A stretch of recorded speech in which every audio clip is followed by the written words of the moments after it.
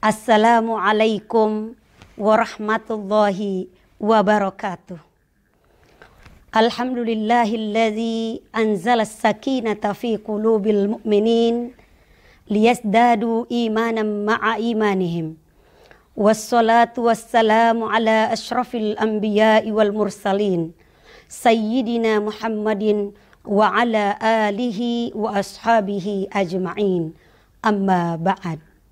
Pemirsa yang dirahmati Allah, ibadah memiliki dua dimensi, dimensi ritual dan dimensi sosial.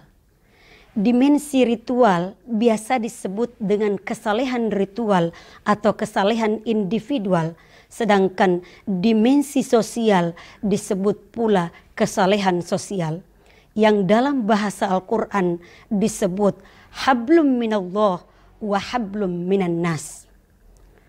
Kedua dimensi ini harus seiring sejalan dalam mewujudkan Islam yang rahmatan lil alamin. Seorang hamba yang dekat dengan Khaliknya dalam pelaksanaan tugas-tugas rumah tangganya harus mewujudkan keduanya dalam pelaksanaan kewajiban-kewajibannya. Kesalehan ritual harus dibarengi dengan kesalehan sosial. Demikian sebaliknya, kesalehan sosial harus didasari oleh kesalehan ritual.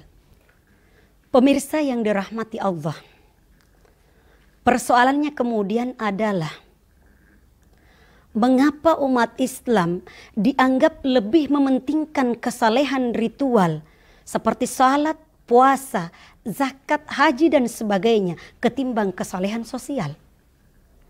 Mengapa kesalehan ritual tidak menghablur menjadi satu dalam perilaku kesalehan sosial? Padahal teks-teks keagamaan lebih banyak berbicara tentang kesalehan sosial ketimbang kesalehan ritual. Akibatnya Islam dipertontonkan secara simbolik dengan mengabaikan Islam substantif. Dalam persoalan rumah tangga misalnya, perempuan lebih banyak diposisikan sebagai objek.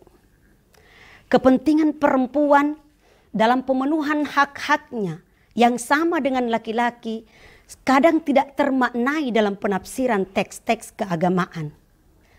Salah satu contoh hadis yang akan saya kemukakan pada kesempatan ini adalah An Abi Hurairah radhiyallahu anhu qala Rasulullah sallallahu alaihi wasallam, idza da'a ar-rajulu imra'atahu ila firashih falam ta'tihi fabata ghadbana 'alaiha la'anatsal malaika hatta tusbih. Muttafaqun alaih. Wa fi riwayatil lahumā idza batatil mar'atu hajiratan firasha zawjiha la'anatsal malaika hatta tusbih.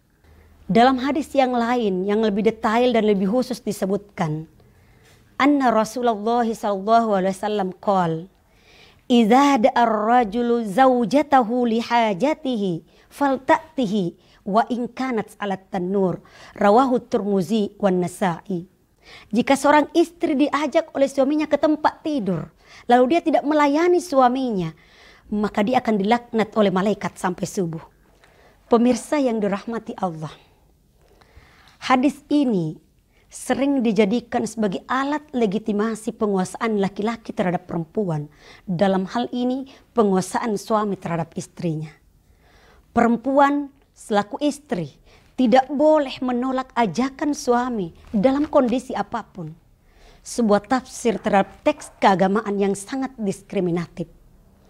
Bagaimana mungkin Islam yang ramah untuk semua melegalkan kekuasaan antara satu orang di atas yang lain? Bagaimana mungkin Islam yang menjadi rahmat untuk semua mengizinkan kezaliman seorang suami terhadap istrinya? Bagaimana mungkin agama melegitimasikan kebahagiaan seorang suami di atas penderitaan istrinya? Islam mengajarkan wa'ashiruhunna bil ma'ruf, pergaulilah istri-istrimu dengan baik. Oleh karena itu, tafsir terhadap teks agama yang melegalkan kezaliman antara seorang suami terhadap istrinya dalam pemenuhan kebutuhan seksual harus ditolak. karena bertentangan dengan ruh Islam. Pemirsa yang dirahmati Allah, Rasulullah Shallallahu Alaihi Wasallam, junjungan yang mulia, telah mengingatkan, khairukum li ahli wa ana khairukum li ahli, rawahu Tirmizi. Sebaik-baik kalian adalah yang paling baik kepada keluarganya, dan saya, kata Rasul, adalah yang terbaik pada keluargaku, diriwayatkan oleh Tirmizi. Suami yang soleh secara ritual tidak akan mungkin melakukan kekerasan terhadap istrinya dalam bentuk apapun. Laki-laki yang soleh secara ritual tidak akan mungkin memperlakukan perempuan secara tidak manusiawi. Perempuan dan laki-laki diciptakan oleh Allah untuk saling melengkapi. Oleh karenanya, Al-Quran memposisikan keduanya sebagai makhluk yang setara meski berbeda. Al-Quran memberikan imbalan terhadap segala usahanya masing-masing sesuai dengan kualitas penghambaannya.